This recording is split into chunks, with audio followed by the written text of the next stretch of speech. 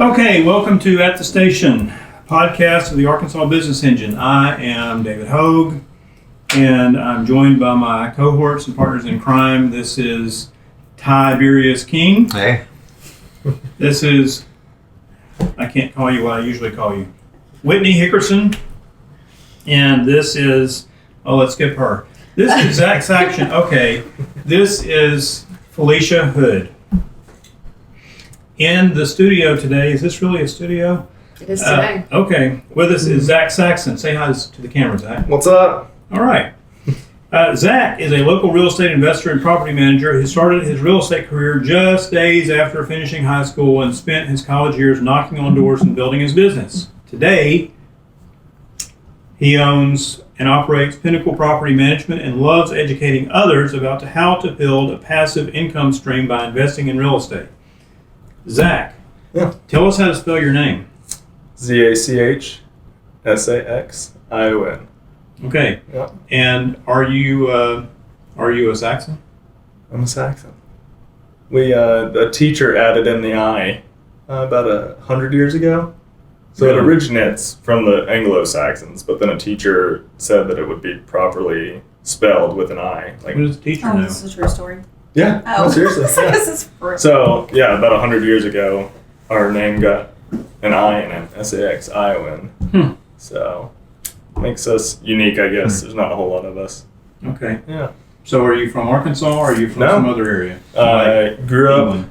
up in Dallas-Fort Worth area, and then I had a sister who lived in town. I was going to go to UCA, or I did go to UCA, but she was in real estate at the time, and so basically she was like, you should get your license. She thought I was just going to be like free help. I was going through college, but I was like, I'll get my license, but I'm not going to work for you. Like, if I make money or make a name for myself, it's going to be my name, not yours.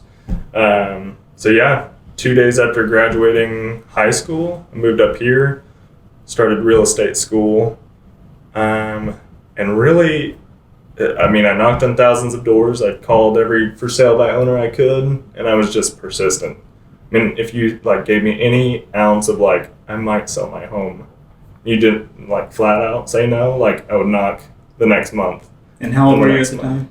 That was 18, 19, 20, and then around 2021, that's when I started actually getting referrals. Okay. But when you start out really in any business, there's no referrals. Your first job is getting business, your second job is taking care of that business. It's two different jobs. So if today a 19-year-old guy out of high school came and knocked on your door and said exactly what you used to say to people, what was your pitch? When somebody opened the door, what did you say? Well, first of all, sorry to bother you. Okay. Because I never wanted to seem intrusive. I don't see myself as a salesy guy. If I have something truly of value to give, then that's awesome. So it's all by chance. So I would just say, hey, are you willing to sell your house or open to it? Because a lot of times I was at a company, Pam McDowell Properties, it's not a thing anymore. But they had 30, 40 agents, and so we'd have our sales meetings every Tuesday morning. And all these ladies, mostly ladies, would say, I've got a buyer for this neighborhood or this neighborhood. And so I didn't actually have the buyer, but my company did. And so I'd just go door to door and say, hey, we have people interested in buying in your neighborhood. Are you even open to selling? I wouldn't say, are you willing to sell or do you want to sell? I would just say, are you open? It's a very broad question. Of course, most people are open for the right price. And so that at least got the conversation started. Or they'd give me a time frame. If they said 6 months, I'd make sure to check in, every month just to see if they were still on track. And a lot of times it didn't fit. Whatever person said yes, it didn't fit what that particular buyer of the other agents wanted, but it got me the listing. So Then from the listing, a lot of times you'll get more buyers from that listing because they might not like the house, but they want to buy another house. For my first couple of years, that's how I paid. In real estate's how I paid my way through college. Don't use my degree.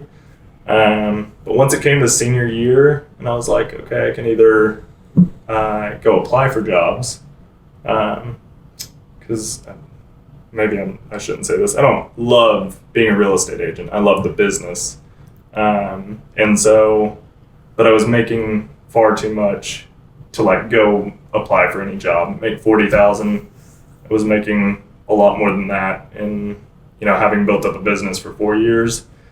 So yeah, graduated in August 2018. And at that point I had built really strong relationships with a lot of banks in town, bankers more specifically, and kind of learned that like it's about who you know and who knows you. Most banks, like their job is to hand out money.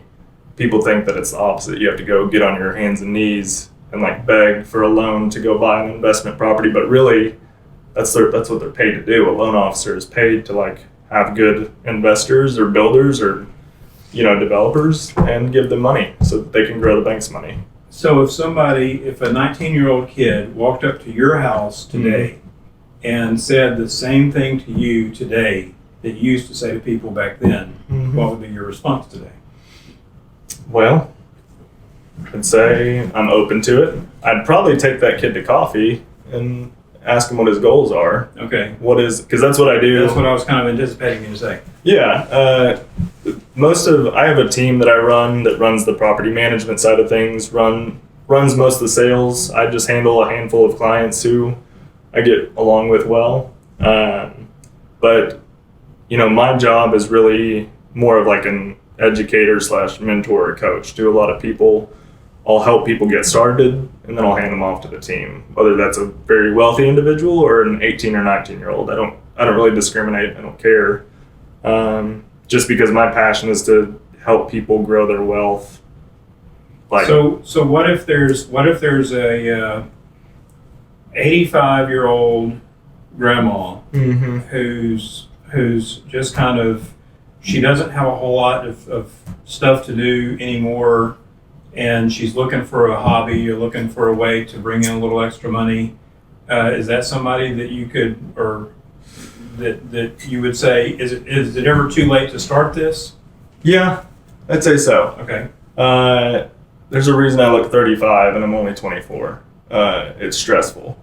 I would say if you're... I would have said 34, but okay, go ahead. Yeah. But it's okay. I'm used to it. Cry every night, but I'm used to it. No, I mean, it's from what a lot of investors I talk to, people who we probably all know in town, it's kind of a young person's game. To try and start, there's a reason that I'm a lot more conservative when talking to somebody with a family or any sort of dependents. It's a risky game. If you're wanting to, buy quite a bit of properties, like I'm about to buy my 35th rental property and I've done that in 2 years, you can't grow that kind of wealth. You can't do that unless you really just don't care about your family. Like, you've got to be more conservative when doing that. So no, I wouldn't tell a older lady to take her retirement income and invest it, because it's a lot of risk. Okay. However, if somebody in their 20s comes to me or early 30s and says, like, I want to do this, then I'm like, okay, let's go. Right.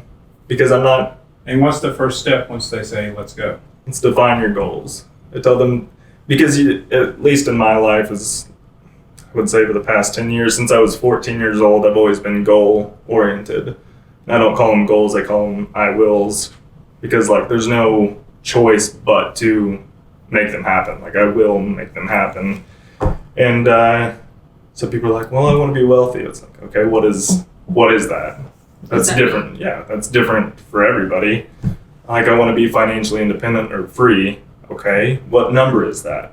We've got to figure out if that's $2,000 or $10,000 a month, whatever that number is, or $100,000 a month.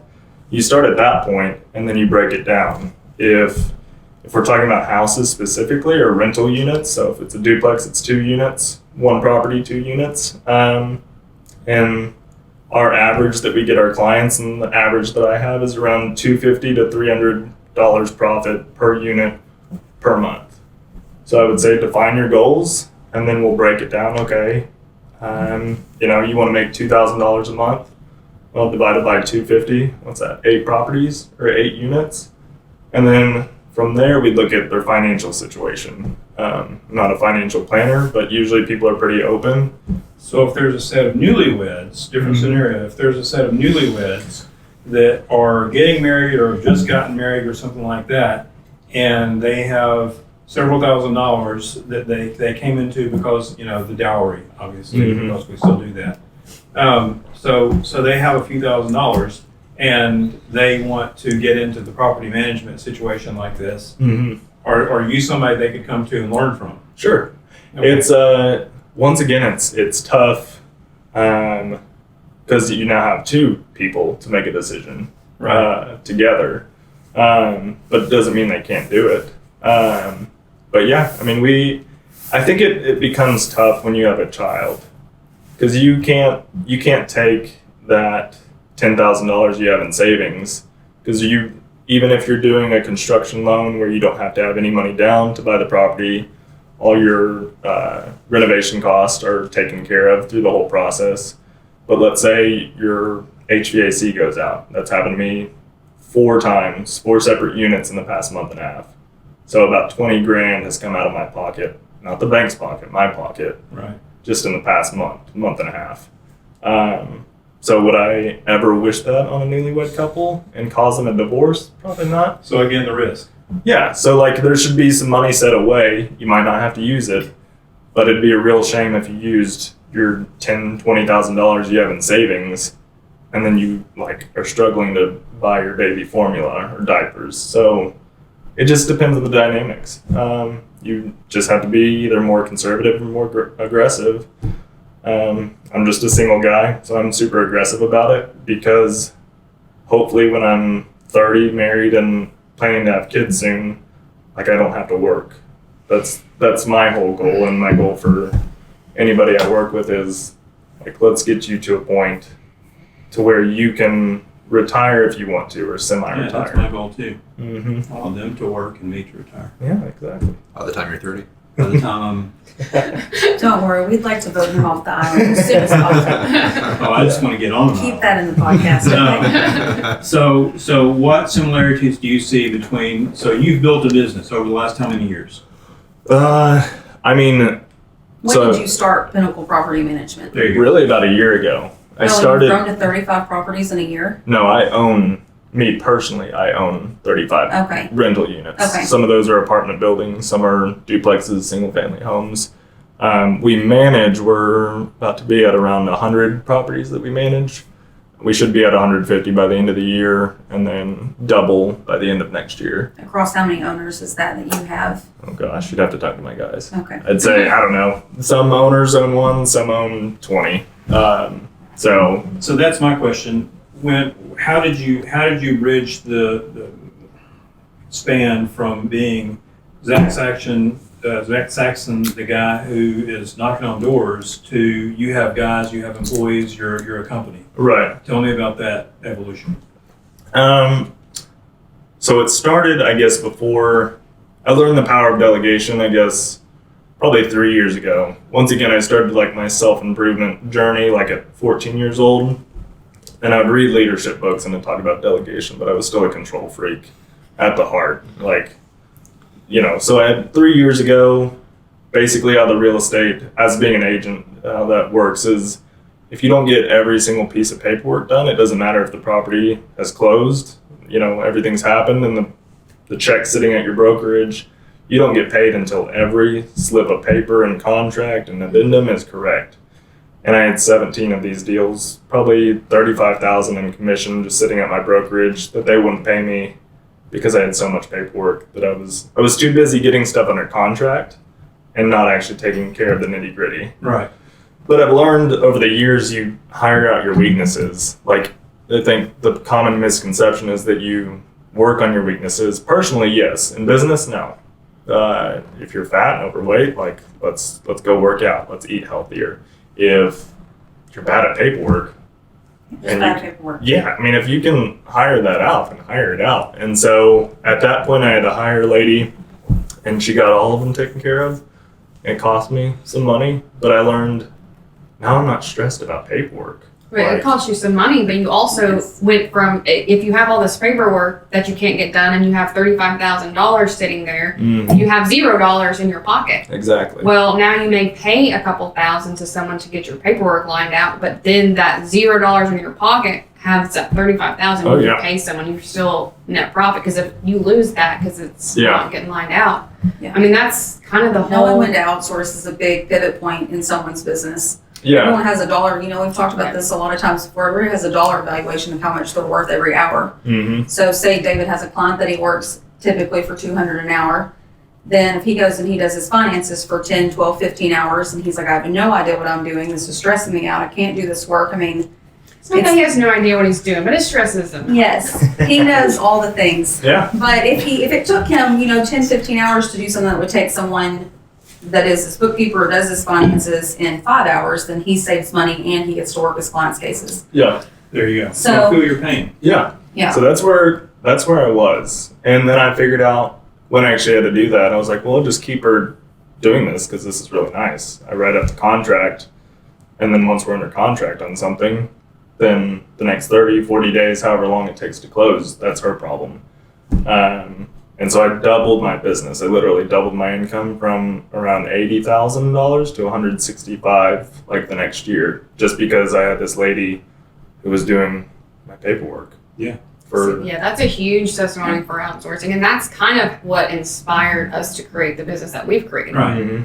Is because we've all been individual business owners, and we're having to bounce around to find websites and marketing Yeah. and financial help and legal help, and just you bounce around because you got to start pulling these things together, and the next thing you know, you're paying like 5 different people. Yeah. And well, so we nobody kind of talks to anybody, and you don't know, do I actually have the money to actually do any of these things, or are my contracts written the way that they should? There were things about businesses that we didn't even know about, like was our corporate shell as strong as we thought that it was? Were we keeping minutes? Yeah. And I was like, I've never done any of that within my individual business. I didn't even know that was a thing. Yeah. And so there were a lot of things that even I was missing that we were all kind of like, well, we don't think that there's anybody that does anything like this. And so I think we're really one of the first, I think, in the country that we know of that encompasses all of these aspects together under one roof. And we are integrated together and communicate with one another. So That's awesome. So what do you, speaking of hiring your weaknesses and using your strengths, what do you do yourself and what do you hire out? So, I gotta think about this because I've gotten to the point where really I'm just the face of the business. As far as paperwork goes, that's taken care of. Marketing is taken care of by another girl. She's paid per transaction. Then we've got agents who are more so, they manage. One agent is kind of the home buyer, traditional home buyer, home seller agent for Conway, Greenbrier, Bologna, and then we've got one for Little Rock. So we have those guys, and then we have our property managers who handle all the accounting, the collecting rents, checking backgrounds, credit checks, all the stuff that goes into property management. And so really my job is to continue to bring these clients in. Say what? Rainmaker. Yeah, really that's my strength, is being able to market what we do, how we make our clients money. Because traditionally, I think by average, we're making our clients anywhere from $5,000 to $10,000 per year in profits. And if they own more properties, then it's greater. But it's really getting the word out there that like, hey, we're not real estate agents that just like want to sell your home every 5 or 7 years, whatever the average is. Like, we want to bring you in, educate you on what's possible. Like, you don't have to work till you're 65. So that's my job, is just being out there, being well networked, and making sure that we have banks and title companies and insurance companies that really help these people. And we have the construction side of things too. If you're buying something that needs work, which is really the, I guess, best way to leverage your money, is by using the bank's money. We make sure that we have the contracting side of things completed too, and then we manage it. So it's really, we take them, we educate them, we get their goals and everything in alignment, and then we find the right properties. Oh, I guess kind of the last thing, I just hired this guy, but he's basically a door knocker. So 6 years later, I have my own door knocker. So he'll go, if he finds a whole street that is like perfect for investment, He knocks on every door. If they don't answer, he finds them on Facebook or finds where they live. If they're not an owner occupant and they live somewhere else, he'll send a letter, go knock on their door if it's within driving distance. So that was my question. When you first started out, your basic marketing, the way you were doing your marketing was door to door. You were going yourself face to face to these people, knocking complete strangers. Yeah. Hey, are you interested in selling your house? And now it's changed, evidently because you've grown so much, Mm-hmm. and so now you got different marketing strategies in place. But now you have somebody that's going out there and still going door to door to strangers' faces and doing that same thing. But more hyper specific. We'll take on the classic home seller, home buyer. We're glad to help them, but our focus is in investments. Really And niche down into the investment. Yes, Yeah. and so we want to find those properties that are just because if it's listed on the market, it's probably not a good deal anymore. Or if it is a good deal, you're in a bidding war of like 20 other people, 20 other investors anywhere in Central Arkansas. I mean, it's the number one state, in my opinion, for real estate investment. If you want to get a cash on cash return, your return on investment's greater than any other state. I represent a lot of people from around the U.S. and around the world who buy properties here because there's a few other pockets in the Southeast, but anywhere else in the U.S., you're really just hoping for appreciation. You're not going to cash flow. You're really just going to hopefully break even and then 3 to 5 years sell the property and make a profit. Would you say that this area specifically being Faulkner County, because we have 3 colleges and there are so many people that are looking to rent, that this is a really good area, or do you feel like it's super saturated with people that have already tapped in and realized that that's... Oh, no. So there is still a lot of property out there for people to be able to invest in this area. Yeah, but if you want to, I mean, it's tough. I mean, that's why I have a guy, his sole job is to door knock and, call people every day, 12 hours a day, every day, basically, finding people in Conway. Really, Conway, Greenbrier is good. You're more so playing that appreciation game because it is, there's so many businesses and developments going up, but their rental rates aren't where they should be yet. And then there's certain pockets of Little Rock that are just diamonds in the rough. You have these gorgeous homes with so much character, but they just haven't been taken care of. So yeah, I'd say Conway and then certain parts of Little Rock if you want to find a good deal and not pay market value. So that's where we're looking. What is the hardest challenge, the most difficult thing that you've encountered in growing your business?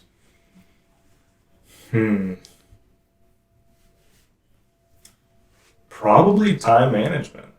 I would say from an early start, leadership was in good and bad ways a strength. But managing is not leadership. You can be a leader and be a terrible manager. And so that's been my toughest thing is because I studying leadership growing up, you learn laissez-faire and the different ways of leadership. And so I never wanted to be a micromanager. I had different jobs in high school and had the worst bosses or managers. Or I sold watches at Fossil. And they'd be like, you have to stay in your zone. You can't enter the other sales associate zones. I'm like, well, that's bullshit. I'm going to go in that zone and I'm going to sell. And so I broke the rules, but I was always the top salesman. But I just, having, 8 or 9 people that work for me now, I've had to learn that I do need to be, not hover, but you've got to force accountability. And it's tough sometimes because people you got to tell them how it is. And it's just tough because I hate being a negative Nancy or not encouraging people. But at the end of the day, you've got to keep people in line. And my guys are great. They literally are godsends. I never searched for any of them. They just kind of fell in my lap. And it's well, I've needed you. I just didn't know I need you. So come on. But keeping them in check and all of us going towards a common goal and everybody doing their part, it's been tough because I just don't want to be a control freak. Sure. Oh, I totally get that. Yeah. I want to go back to marketing though, because I think probably most, if not all, maybe not David, have seen your videos, because there's some of them you try to, you've got a lot of marketing videos, a lot of them are fun, they're kind of cheeky, some of them are kind of gently poking fun at some of those hype videos that you see. Yeah. Like what is inspiration for your videos on your marketing campaign, and how's that working out for you? Well, really well. Yeah. Works really well. But it started with the coronavirus. Weirdly enough, I mean, I was sitting. If you go back on my Facebook, 3 or 4 months ago, I was just like, I guess sitting in my apartment, everything was closed down. We were like, what is the world ending? We just, nobody knew. And so I was like, well, I chose when all this stuff started happening, I chose that I was going to be a victor, not a victim. As cliche as that is, like, I'm not going to let my business die. I'm not going to let my goals not be reached because of this. But you've got to change. I mean, you've got to evolve. You can't be just old school and stuck in your ways. And so it started out with me flipping open my laptop and just like pressing, record. No editing or anything like that. And I just kind of gave my investment story. And then it was kind of a way of hopefully encouraging people. Because I fell into a deep depression with all this stuff. Anxiety and depression, it's stuff I struggle with. And so I wanted to be an encouragement because I knew I wasn't the only one feeling this way. I wasn't the only business owner or self-employed person that was like, what do I do? Like, where's my money going to come from now if this thing lasts? And I think stepping out of my comfort zone, just doing those videos from my laptop and having really good results with those, because I would get, for every video, probably 3 or 4 or 5 new clients. Whether it was about real estate or not, like, I've always posted the closing pictures, but actually showing your true self and being vulnerable. So you're saying people actually watch these things? Yeah. Not a lot of people, but people. Enough that he's getting the right people And from people here watching like that though. too, though. People like to see. I think one thing that I struggle with in my business is I didn't want to be open to people like that. I was just like, just got to post work stuff. That's it. It just has to be related to what I do. People may not like me.